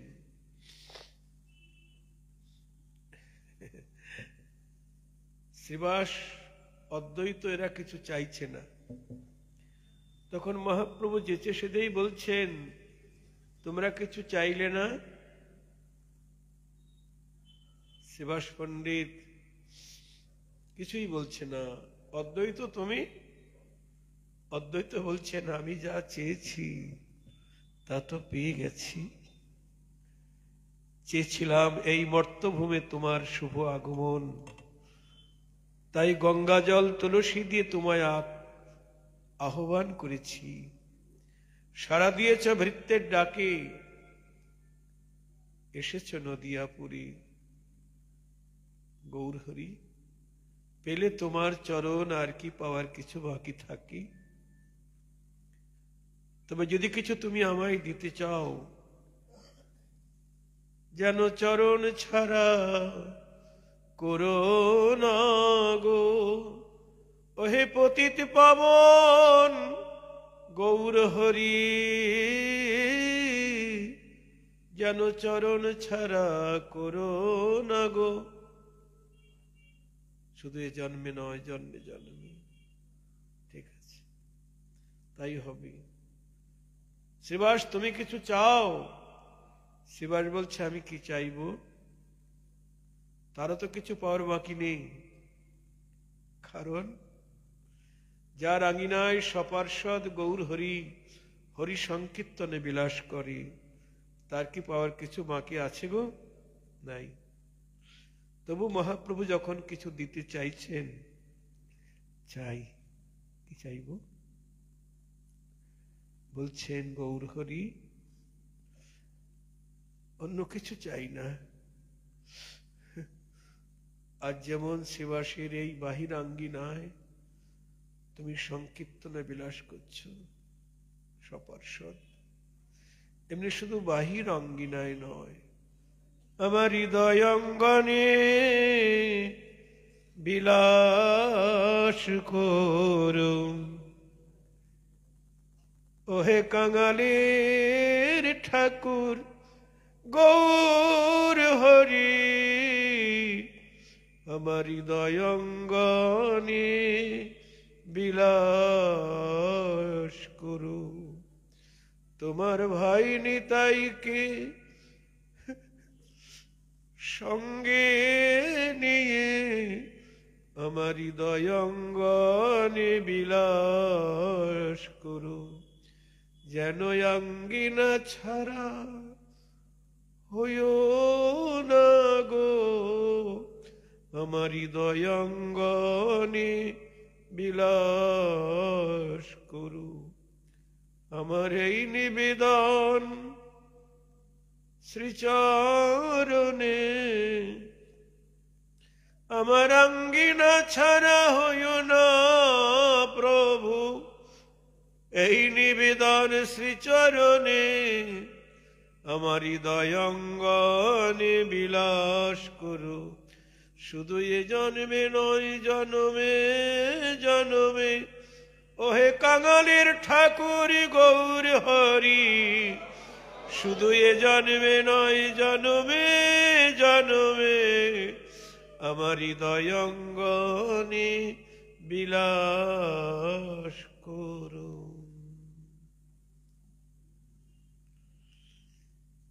এটা কামনার মধ্যে ধরা যায় না। প্রেম চাই, আমাদের গৌর গোবিন্দের চরণে চাইতে হবে, অন্য কিছু নয়, শুধু প্রেম। প্রেম ছাড়া আর কিছু চাই না। তোমার জন্য যেন আমার বুক ভরা প্রেম থাকে, কারণ প্রেম পাওয়া মানেই তো গৌর হরিকে পাওয়া। প্রেম ছাড়া তো সে আর কিছু চায় না। সে শুধু প্রেমই দিয়েছে জগৎকে, না আর কিছু দিয়েছে? নমো মহাবদান্নায় কৃষ্ণ প্রেম প্রদায়তে, কৃষ্ণায় কৃষ্ণ চৈতন্য নাম্নি গৌরতীশে নমো নমো। জগৎ ভরি কি দিয়েছেন? শুধু প্রেম, আর কিছু দেয়নি। এই জন্যে গৌর হরি আমার দাতার শিরোমণি। কৃষ্ণ প্রেম পেলে সব পাওয়া হয়ে যায়, তাই তো গৌর হরি প্রেম দান করেছেন। অন্য মার্গের যারা আচার্য আছেন তারা জগৎকে অনেক কিছু দিচ্ছেন, ঋদ্ধি সিদ্ধি, তোর এটা হবে, তোর ওটা হবে, সেটা হবে। কিন্তু আমাদের গৌড়ীয় বৈষ্ণব সম্প্রদায়ের আচার্য তারা কেবল প্রেম দান করছেন। আমরা গুরু বন্দনায় গাই, কি বলি? জয় জয় শ্রী গুরু। তারপর এই দেখুন, প্রেম কল্পতরু। বৈষ্ণব গুরুই একমাত্র শ্রীগুরু পদবাচ্য। শ্রী শব্দের অর্থ এখানে প্রেম। যে গুরুর মধ্যে কৃষ্ণ প্রেম আছে তিনি শ্রীগুরু, আর যে গুরুদেবের মধ্যে কৃষ্ণ প্রেম নাই তিনি শ্রীগুরু নন। অন্যান্য মার্গে গুরুদেব আশীর্বাদ করবেন, আয়ুষ্মান ভব, যশস্বী ভব, পুত্রবতী ভব, এ ভব সে ভব। আর বৈষ্ণব গুরুকে প্রণাম করবেন, তোমার কৃষ্ণ ভক্তি হোক, তোমার কৃষ্ণ প্রেম লাভ হোক, যুগল চরণে মতি হোক, গৌর চরণে রতিমতি হোক। দেখেছেন? কারণ বৈষ্ণব গুরু শ্রীগুরু তিনি প্রেম কল্পতরু, প্রেম কল্প বৃক্ষ। প্রেম কল্প বৃক্ষে কেবল প্রেম ফলই ধরে, অন্য ফল ধরে না। বৈষ্ণব গুরুকে প্রণাম করবেন, অনেক কিছু চাইবেন আপনি, কিন্তু বৈষ্ণব গুরু জানে জগৎ ব্রহ্মাণ্ডের ঐশ্বর্য পেলেও ওর মঙ্গল হবে না, পুত্র হলেও মঙ্গল হবে না। মঙ্গল হবে কি গো? কতজনের একটা নয় 5টা 10টা পুত্র, তাতেই মঙ্গল হয়ে গেল। আমরা একটা পুত্র পেলে, এই যে ভাগবতেই বলছেন পুত্র হয় না, কার জন্য? ভাগবত মাহাত্ম্যে বলা আছে না, আত্মদেব, এক ব্রাহ্মণ আত্মদেব তার নাম, পুত্র হয় না বলে খুব দুঃখ। মুনির কাছে গেছে, গিয়ে বলছে আপনি আমায় এই কৃপা করুন, শুধু একটা পুত্র দেন। তা মুনি দেখছেন ওর কপালে পুত্র নাই, তবু পা ধরে কাঁদছেন, শুধু একটা পুত্র, আর কিছু চাই না। তখন একটা ফল দিল, এটা নিয়ে গিয়ে তোমার পত্নীকে খাইয়ে দিবে, পুত্র হবে। নিয়ে গিয়ে পত্নীকে বলছেন, তার নাম হলো ধুন্ধুলি, পত্নীর নাম ধুন্ধুলি। তাকে বলছে এটা খেলে তোমার পুত্র হবে। পত্নী ভাবছেন আমার পেট বড় হয়ে যাবে না, পুত্র হওয়া মানে তো পেট বড় হয়ে যাবে। বাবা, আমি আর খেতে, মানে খুব খায় আর কি ধুন্ধুলি, হ্যাঁ খুব খায়। তা পেট বড় হলে তো খেতে পারবো না। আবার শুনেছি সুখদেব গোস্বামী 12 বছর না 16 বছর তার মায়ের পেটে ছিল। ওরে বাবা, অতদিন আমি কি করে ধারণ করে রাখবো? হ্যাঁ, খেতে পারবো না। না না, আমার পোলাপান দরকার নেই। কি করলো? ওই ফলটা নিয়ে গরুকে খাইয়ে দিল। জয় রাধে। গরুকে খাইয়ে দিল। কিন্তু স্বামীরে কি দিয়ে বুঝাবো? তার বোনই হবে হয়তো, তা বোনকে, তার অনেকগুলি পোলাপান, এবারও পেটে বাচ্চা এসেছে। তো বলছে কি করা যায় বলতো? বলছে কোনো চিন্তা নেই, আমার তো অনেকগুলি আছে, এবার পর যে বাচ্চা হবে ওটা তোরে দিয়ে দেবো। তুই এখন সন্তান আমার হবে বলে পেটটা একটু বড় কর, বসন টসন বেঁধে, তারপরে সময় মতো আমার বাচ্চা হলেই তোকে দিয়ে দেবো। ব্যাস, স্বামীকে দেখাচ্ছে আমার বাচ্চা হবে। আচ্ছা, যখনই সেই বোনের বাচ্চা হলো, বাচ্চাটি নিয়ে এসে দিল, পেটের কাপড় খুলে ফেললো, বলছে এই যে আমার বাচ্চা হয়েছে। কিন্তু স্বামী, আমার বুকে তো দুধ নাই, ওকে কি করে পালন করব? তা তো বটে, তাহলে কি করা যায়? বলছে আমার বোনের একটা বাচ্চা হয়ে মরে গেছে, তাকে যদি একবার আমাদের বাড়িতে এনে রাখা যায় তাহলে। বলছে শিগগির নিয়ে আসো তাকে। হ্যাঁ, বোনকে আনা হলো। বোনের দুধ খেয়ে বড় হতে লাগলো। নাম রাখলো কি? ধুন্ধুকারী। ধুন্ধুলির ছেলে হলো, নাম হলো ধুন্ধুকারী। নামগুলি কি সুন্দর সুন্দর, মানে ধান্দাবাজ আর কি। ধুন্ধুকারী মানে ধান্দাবাজ। জয় রাধে। আর এদিকে ওই যে গরুকে খাইয়েছে ফল, সেটাই হলো গোকর্ণ। মানে মানুষের বাচ্চা হলো, কিন্তু কান দুটি হলো গরুর মতো, এই জন্য নাম রাখা হলো গোকর্ণ। আত্মদেব ভাবছেন ভালোই হলো, মনির আশীর্বাদে আমার দুটি সন্তান, দুইটা ছেলে, গোকর্ণ আর ধুন্ধুকারী। জয় রাধে। কিন্তু গোকর্ণ হলো মানে পরম ভক্তিমান সন্তান, আর ধুন্ধুকারী বজ্জাত হয়ে গেল। জয় রাধে। ছোটবেলা থেকে অনাচারী অসদাচারী হয়ে গেল, তারপরে অসৎ সঙ্গে যেতে লাগলো, অসৎ সঙ্গে বড় হয়ে গেল। যুবক যখন হয়ে গেল, পতিতালয়ে যেতে লাগলো, বাবার ধন সম্পদ লুণ্ঠন করে নিতে লাগলো। বাবা তখন আত্মদেব ভাবছেন, তার পুত্র গোকর্ণকে বলছে, বাবা এখন আমি কি করব, আমি তো আর সহ্য করতে পারছি না আর অত্যাচার। তখন গোকর্ণ বলল, পিতা তোমার বয়স হয়েছে, এখন সংসার ছেড়ে ভজনে মন নিবেশ করো, মনোনিবেশ করো। সংসার ছেড়ে আত্মদেব গিয়ে বনে গেছে তপস্যা করতে লাগলেন। নিতাই গৌর হরি বল। আর গোকর্ণ পরম বৈষ্ণব হয়ে গেলেন, শাস্ত্র গ্রন্থ অধ্যয়ন করে পরম পণ্ডিত হয়ে গেলেন, তিনিও ভজনে চলে গেলেন। এবার গোকর্ণ চলে যাওয়ার পরে এবার ধুন্ধুকারীর আরো সুযোগ হয়ে গেল, বাবাও গেল, ভাইও গেল। এবার গোকর্ণ তার মাকে পিটিয়ে মেরে ফেললো। জয় রাধে। ধুন্ধুলুকে পিটিয়ে মেরে ফেললো। মেরে ফেলে কয়েকটি বেশ্যা নিয়ে, সংক্ষেপে বলছি, যে বেশ্যার সঙ্গে মিলিত হতো কয়েকজনকে নিয়ে এবার বাড়িতেই পতিতালয় তৈরি করলো। এবার সংসারের সম্পত্তি সব শেষ হয়ে গেল। এবার চুরি ডাকাতি করে এনে বৈশ্যাদের দিচ্ছে। পতিতারা ভাবছে এরপরে তো আমাদের আর দিতে পারবে না, আরো আমাদের উপর অত্যাচার করবে, ওকে সংসার থেকে সরিয়ে ফেলাই ভালো। তখন পতিতাগণ সবাই মিলে ওকে মেরে কুয়ার মধ্যে ফেলে দিলেন। জয় রাধে। মেরে দিলেন। তাহলে দেখুন আত্মদেবের কি দশা। পুত্র কামনা করে কোথায় গতি হলো? জয় রাধি। তাহলে পুত্র কি মঙ্গল করতে পারবে?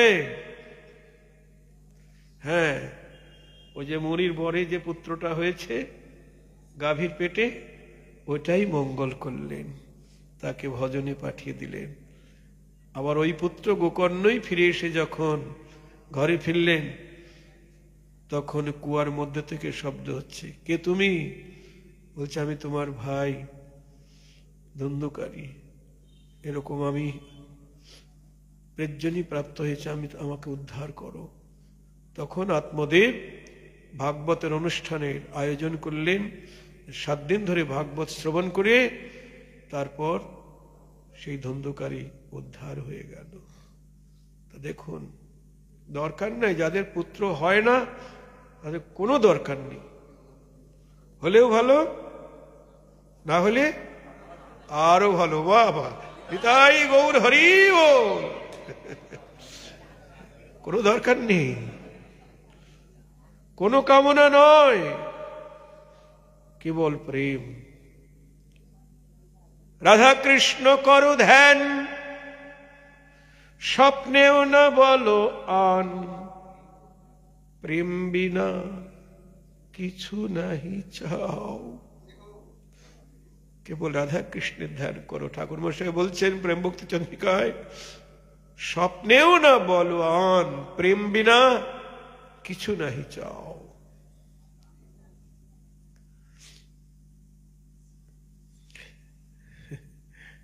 কেমন প্রেম চাই?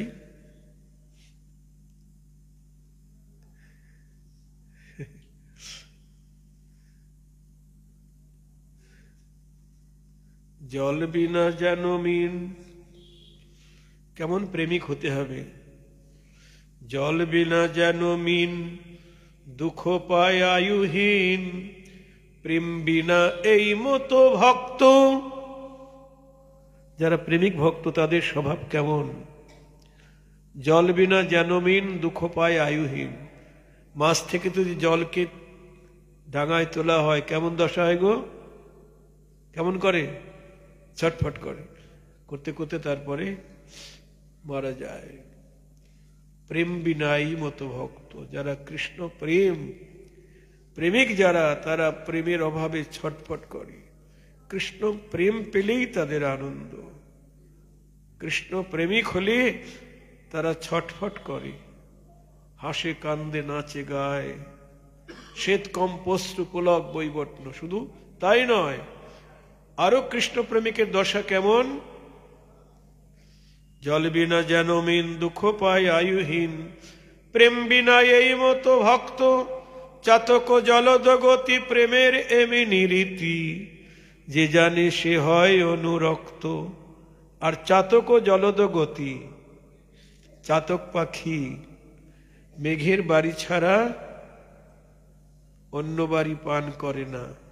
পিপাসায় মরে গেলেও, খাল বিল নদী নালা সমুদ্রে এত জল, তবু পান করে না। চাতক থাকে মেঘের আশায়, কতক্ষণে মেঘ বরিশান হবে। তেমনি কৃষ্ণ ভক্ত প্রেম বিনা, কৃষ্ণ প্রেম বিনা আর কিছু নাহি চায়।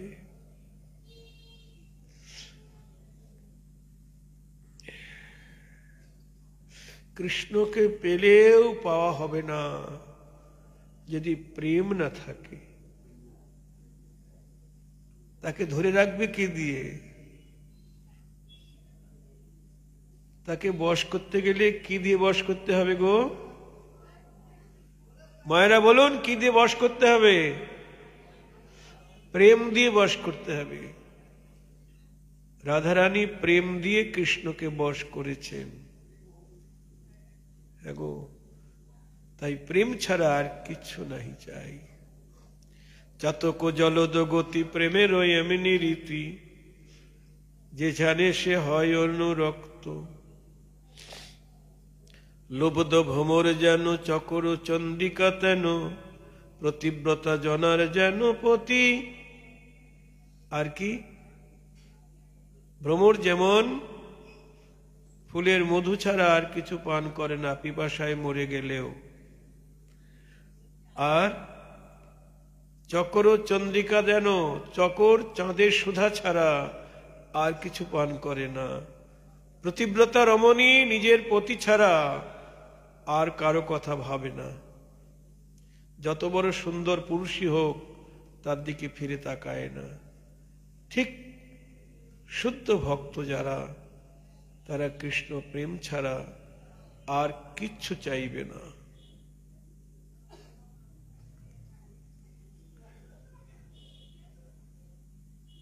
সবাইকে প্রেম দিলাম, বর দিলাম। মহাপ্রভু বলছেন, অদ্বৈত আচার্য বলছেন, তোমার চরণ ছাড়া আর কিছু চাই না। আচ্ছা, আমার শ্রীধর কোথায়? শ্রীধর শ্রীধর তো শ্রীবাসঙ্গনে আসে নাই। খুব কাঙাল ভক্ত তো, কলাথর মোচা বিচে খায়। হ্যাঁ গো, মহাপ্রভু প্রতিদিন শ্রীবাসের দোকানে যায়, কলাথর মোচা নেয়। 2 পয়সা দাম হলে 1 পয়সা দেয়, আর বলে নাই।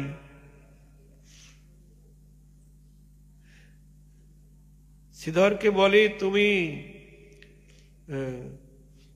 তোমার ঘরের চালে খড় নাই, তোমার পরিধানের ছেঁড়া বসন, তুমি এরকম দরিদ্র ভাবে থাকো কেন গো? তোমার তো অনেক গুপ্তধন আছে। আর কেউ না জানলে আমি জানি তোমার অনেক গুপ্তধন আছে। বাইরে তুমি কাঙাল বেশে থাকো, তোমার গুপ্তধন যদি কেউ চুরি করে নিয়ে যায়, এই জন্য কাঙাল বেশে থাকো না। জয় রাধি।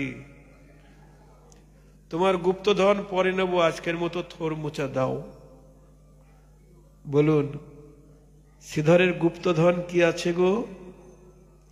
ঘরের চালে খড় নাই, পরিধানের বসন তালি দেওয়া। তো গুপ্তধনটা কি? না, গৌর হরির জন্যে তার বুক ভরা ভালোবাসা। নিতাই গৌর হরি বল। সম্পত্তি মধ্যে জীবের কোন সম্পত্তি গণি? রাধা কৃষ্ণে প্রেম যা সেই বড় ধনী। নিতাই গৌর হরি বল। বলি, সেই তো ধনী গো যুগল চরণে মতি যার। সেই তো ধনী গো গৌর চরণে মতি যার। সেই তো ধনী গো। তাই গৌর হরির জন্য বুক ভরা প্রেম, এটাই হলো গুপ্ত ধন। কিন্তু গৌর হরি ভক্তের সঙ্গে প্রেমের ঝগড়া করছেন। শ্রীধর বলছে, তুমি অন্য দোকান দেখো না, আমার দোকানে সেরকম জ্বালাতন করো। জানো তুমি, এই গ্রাম থেকে কিনে এনে যা লাভ হয় অর্ধেক দিয়ে গঙ্গা পূজা করি, অর্ধেক দিয়ে পেট চালাই, তার মধ্যে আবার তুমি ভাগ বসাও। মহাপ্রভু বলে, শ্রীধর, গঙ্গারে পূজা দাও আর আমারে দিলে কম পড়ে যাবে। আমি কে জানো? আমি যে তোমার গঙ্গার বাবা গো। হ্যাঁ, আসলেও তো তাই। কৃষ্ণের চরণ থেকে গঙ্গার উৎপত্তি, সেই কৃষ্ণই নবদ্বীপে আমার গৌর হরি। নিতাই গৌর হরি বল। গঙ্গা গৌর হরির চরণামৃত।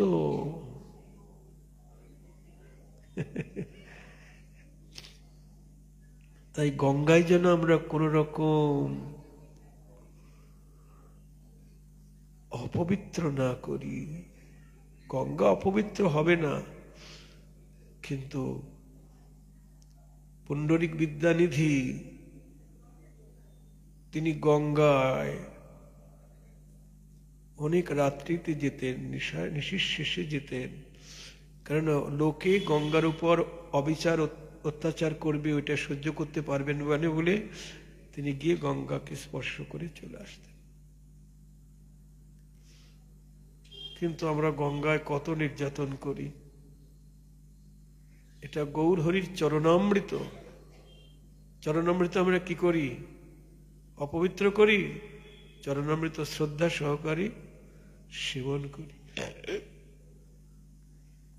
আমি তোমার গঙ্গার বাবা গো, আমাকে দিলে কম পড়ে যাবে। শ্রীধর বলে, তুমি আমার সঙ্গে ঝগড়া করো না, কোন্দল করো না, তোমার গঙ্গা করেও ভয় নেই, যাও প্রতিদিন এমনিতে নিয়ে যাও, তোমার পয়সা লাগবে না। আহ, ভগবান ভক্তের সঙ্গে প্রেমের ঝগড়া হচ্ছে। শ্রীধর অন্তরে, বাইরে ঝগড়া করে, কিন্তু অন্তরে যে কত আনন্দ। প্রভু যে কৃপা করে আমি এই কাঙ্গালের দ্রব্য গ্রহণ করি। মহাপ্রভু বলে, তোমার দোকান ছেড়ে অন্য দোকানে যেতে পারি না, কারণ গৌর সেবার দ্রব্য তো সব দোকানে থাকে না গো। সেই শ্রীধরের নাম নিয়ে কাঁদছেন মহাপ্রভু, আমার শ্রীধর কই, সবাইকে বর দিলাম, ভক্তগণ চেনেও না সবাই। প্রভু বলে দিচ্ছেন, যাও আমার শ্রীধরকে নিয়ে এসো নবদ্বীপ গ্রামের শেষ প্রান্তে, দেখো সবে গিয়া যে আমার নাম লয়ে কান্দে, তারি আনহ ধরিয়া। নিতাই গৌর হরি বল। ভক্তগণ নবদ্বীপ গ্রামের শেষ প্রান্তে গিয়ে দেখে, হ্যাঁ, হাগৌর হাগৌর বলে কাঁদছে। গিয়ে বললেন, শ্রীধর, তোমার প্রভু তোমায় স্মরণ করেছেন। হ্যাঁ, আমার প্রভু এই কাঙালকে স্মরণ করেছে। সঙ্গে সঙ্গে প্রেমে মূর্ছিত হয়ে পড়লেন। ভক্তগণ ধরাধরি করে মহাপ্রভুর চরণে এনে রাখলেন। মহাপ্রভু ডাকছেন, শ্রীধর ওঠো, আমাকে দেখো, সবাইকে বর দিয়েছি, তুমি একটা মনের মতো বর চাও। শ্রীধর বলছেন, কি বর চাইব? তুমি যা চাইবে আমি তোমায় তাই দেব। না না, তোমার কলাথর মোচার ঋণ আমি কোনোদিন শোধ করতে পারবো না। নিতাই গৌর হরি বল। আচ্ছা শ্রীধর, তুমি তো খুব দরিদ্র কাঙাল না, তোমাকে একটি রাজত্ব দিয়ে দিই, একটি রাজ্যের রাজা বানিয়ে দিই। শ্রীধর বলছেন, অনেক ভাড়াইয়াছ মোরে আর না পারিবা। তুমি আমায় রাজত্ব দিয়ে তোমার চরণ থেকে সরিয়ে দিতে চাও? পারবে না। রাজত্ব দিয়ে আমায় ভোলাতে পারবে না। যদি কিছু বর দিতে চাও তাহলে এই বর দাও। কি বল বলো? যে ব্রাহ্মণ কারিয়া খাইল মোর মোচা খোলা পাত, সেই ব্রাহ্মণ হয় যেন মোর জন্মে জন্মের নাথ। নিতাই গৌর হরি বল। সে যেন জন্মে জন্মে আমার প্রভু হয় গো। যে আমার থর মোচা কেড়ে খেলো, সে যেন জন্মে জন্মে আমার প্রভু হয় গো। ওই শচীর নন্দন গৌর হরি যেন জন্মে জন্মে আমার প্রভু হয় গো।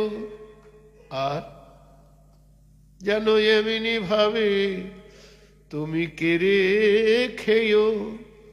আমি যদি তোমায় না দিতে চাই, ওহে কাঙালের ঠাকুর গৌর হরি, আমি যদি তোমায় না দিতে চাই, ওহে কাঙালের ঠাকুর গৌর হরি, আমি যদি তোমায় না দিতে চাই, তুমি যেন এমনি ভাবে কেড়ে খেয়ো।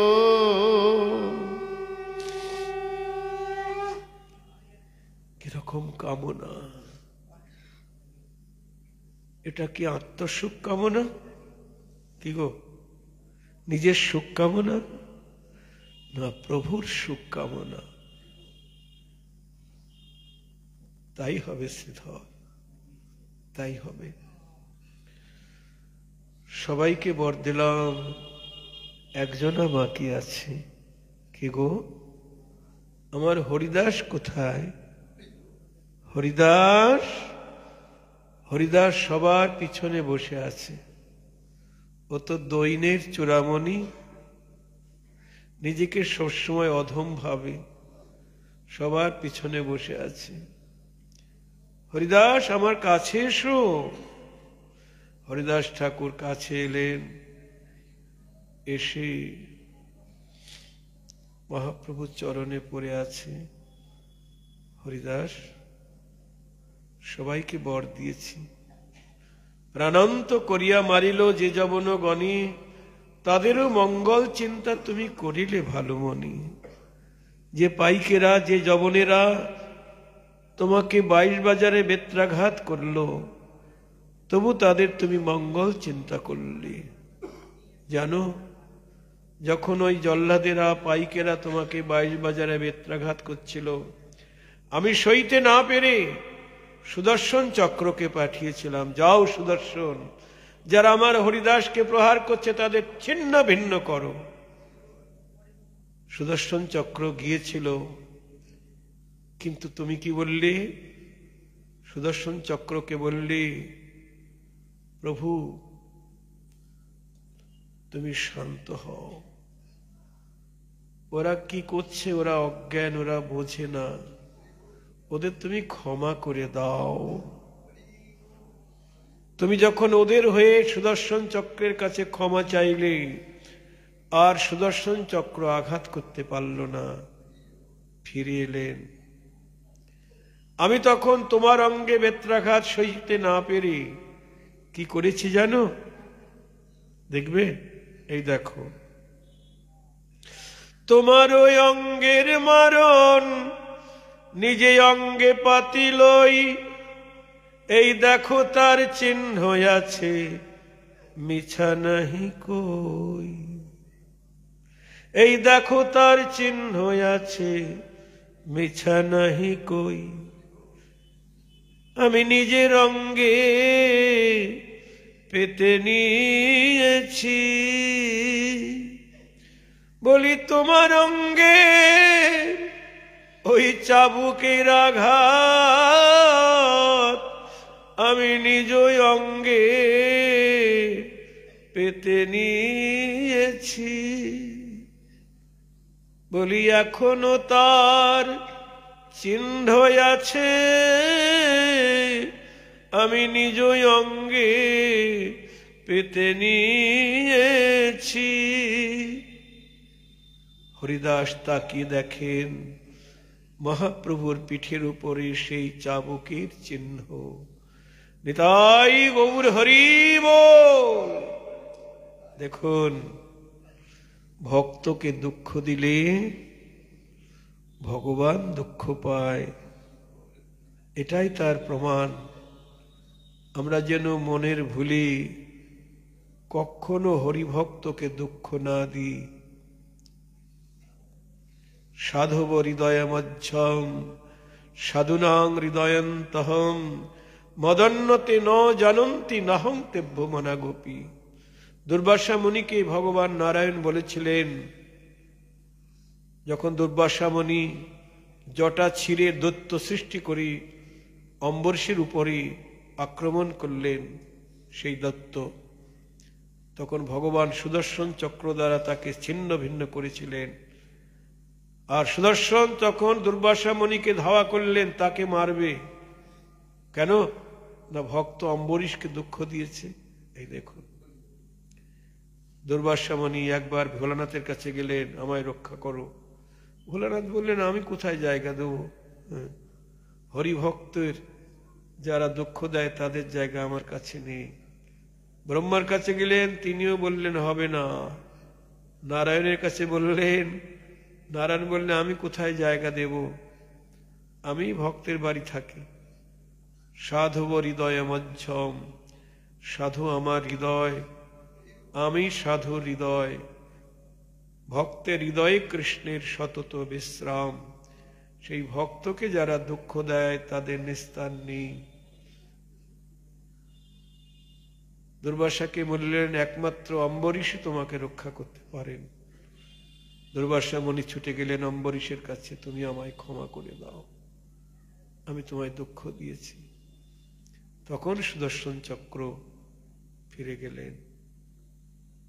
তাই সাধু সাধু সাবধান। এবার হরিদাস ঠাকুর কাঁদছেন আর বলছেন, প্রভু এই দীনহীন কাঙালের প্রতি তোমার এত দয়া, যে তোমার শরণ নেয় তাকে তুমি এত দয়া করো। আমার অঙ্গের মারণ অঙ্গে পেতে নিয়েছ, আমি তো তোমায় ডাকতে পারি না, তবু তোমায় আমার প্রতি এত দয়া। মহাপ্রভু বলছে, হরিদাস দৈন্য সম্বরণ করো, ওসব কথা থাক, আমি সবাইকে বর দিয়েছি, তোমাকে একটা বর দিতে চাই। বলো কি চাই? হরিদাস ঠাকুর বলছেন, আমি তোমার কাছে কি বর চাইব গৌর হরি? আমার তো কোনো সাধন ভজন নাই।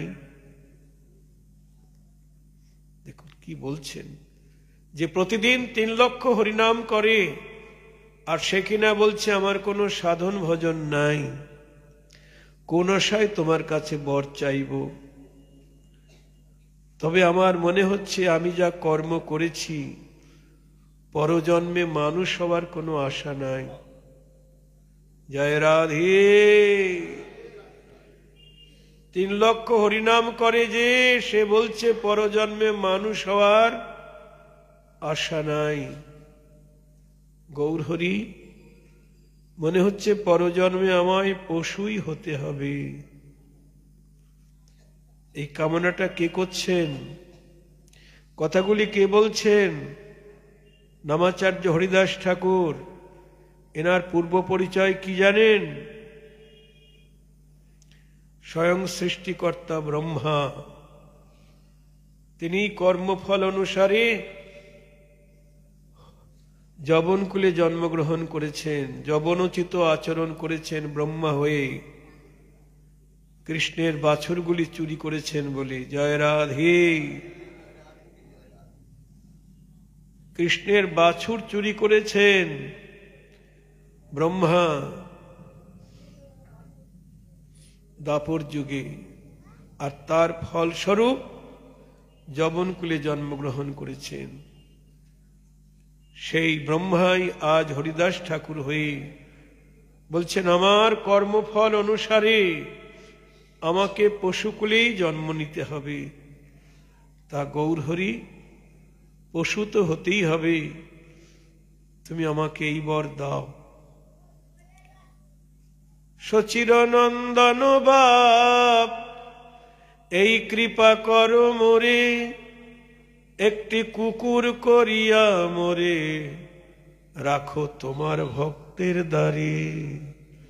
নিতাই গৌর হরি বল। কি বলছেন? যে পশু তো হতেই হবে, যেন অন্য পশু আমায় করো না গো। বৈষ্ণব দ্বারে একটি কুকুর করো, যেন অন্য পশু আমায় করো না গো। বলি বৈষ্ণব দ্বারে একটি কুকুর করো, অন্য পশু করো না গো। তাহলে বৈষ্ণবের একটু প্রসাদ আমি কুড়িয়ে খাবো। বলি বৈষ্ণব দ্বারে কুকুর হয়ে বৈষ্ণবের একটু প্রসাদ কুড়িয়ে খাবো। মানভিমান ত্যায্য করে লজ্জা ঘৃণা বিসর্জন দিয়ে বৈষ্ণবের একটু প্রসাদ কুড়িয়ে খাবো। আমায় বৈষ্ণব দ্বারে একটু কুকুর করো। দেখুন, বৈষ্ণব কৃপা পেতে গেলে নরোত্তম ঠাকুর বলেছেন, বৈষ্ণব দ্বারেতে যদি হইতাম কুকুর, এটো দিয়ে তরাই তো আমায় বৈষ্ণব ঠাকুর।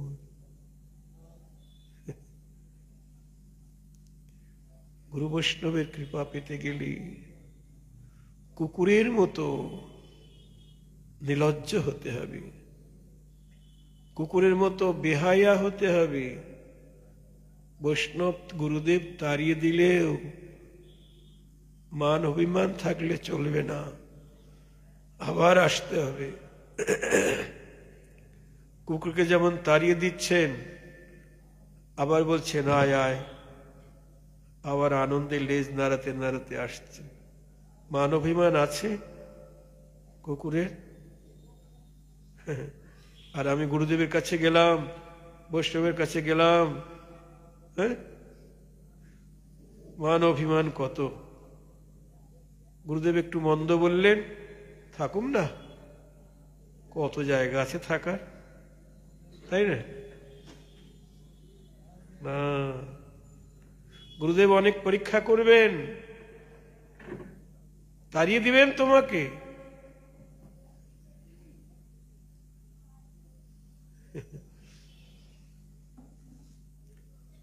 সন্দীপনী মুনি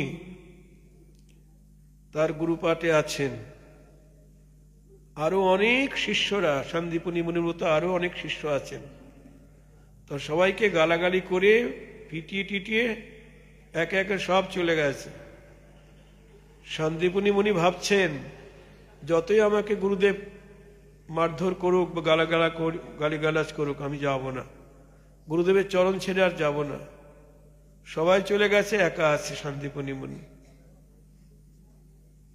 তখন বলছে, তুই যাবি না? সবাই তো পালিয়ে গেল মারধর খেয়ে। হ্যাঁ, বলছে না, আপনি আমাকে মারেন কাটেন যা খুশি, আমি যাব না। গুরুদেব বললেন, ঠিক আছে বেটা, যা, স্বয়ং ভগবান কৃষ্ণ তোর শিষ্য হবে। নিতাই গৌর হরি বল। দেখেছেন, এই যে মহাপ্রভুর গুরু ঈশ্বরপুরী,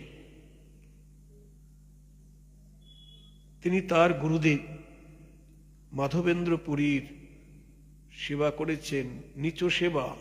নিজের হাতে যখন মাধবেন্দ্র পুরী অসুস্থ, নিজ হাতে তার মলমূত্র পরিষ্কার করেছেন। মাধবেন্দ্র পুরীর মলমূত্র ঈশ্বরপুরী, না হলে কি স্বয়ং ভগবান গৌর হরিকে শিষ্যরূপে লাভ করতে পারেন? নরোত্তম ঠাকুর নিজে হাতে গুরুদেবের মলমূত্র পরিষ্কার করেছে। কোনটাই নিচ সেবা নয়, গুরু বৈষ্ণবের সেবা সবই উন্নত সেবা। তা যাই হোক, হরিদাস ঠাকুর কি সত্যি বৈষ্ণবের দ্বারে কুকুর হবে? না না, এটা তার দৈন উক্তি। সর্বোত্তম হয়েও নিজেকে হীন করি জানে, হীন করি মানে কৃষ্ণ কৃপা করিবেন দৃঢ় করি জানে। সর্বোত্তম হয়েও নিজেকে অতি হীন বলে মনে করতে হবে। জয় রাধি। তা আমাদের আবার যেতে হবে তো। তা আমরা গৌর গোবিন্দের চরণে দুর্লভ মনুষ্য জন্ম পেয়েছি, আর কিছু চাইব না। গুরু বৈষ্ণবের চরণেও কিছু চাইব না, শুধু চাইব প্রেম ভক্তি। এই কথা বলেই আজকে এখানে হরিকথার বিশ্রাম দিচ্ছি। শ্রী গুরু নিতাই গৌর।